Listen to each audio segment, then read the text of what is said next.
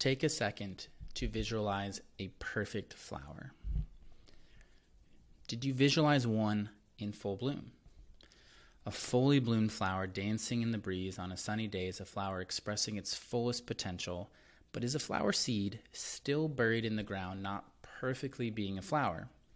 For that matter, is not a bud pushing through the dirt, or a flower halfway in bloom, or even a flower shriveling up and dying, not all examples of a flower perfectly being itself given the timing and conditions of its life. A flower isn't created fully in bloom. It has to go through a transformation. We aren't much different. We need to find good soil, experience optimal conditions for growth, as well as endure the various seasons of our life to reach our fullest potential. The difference between us is that a flower can only be a flower, but we tend to reject our true selves, try to be something else. And the flower doesn't choose the soil it grows in, but we can decide to uproot ourselves and bury ourselves in shame, guilt, lies, and anger. So what's the good soil we're looking for? Fundamentally, a nutritious environment for growth is one of compassion. Radical self-acceptance is the fertilizer for development.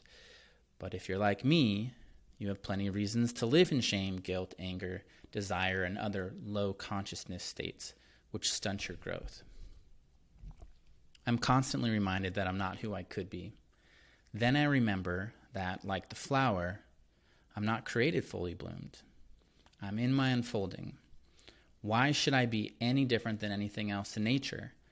I need to be developed, and it's these consistent challenges in my life that lead to my growth. So when the temptation to focus on my failings comes up, I can remember that I'm unfolding the perfection within.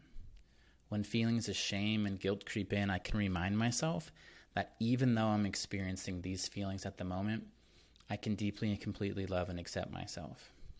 So, I'd like to know how you feel about this. I'd like to know your thoughts on this.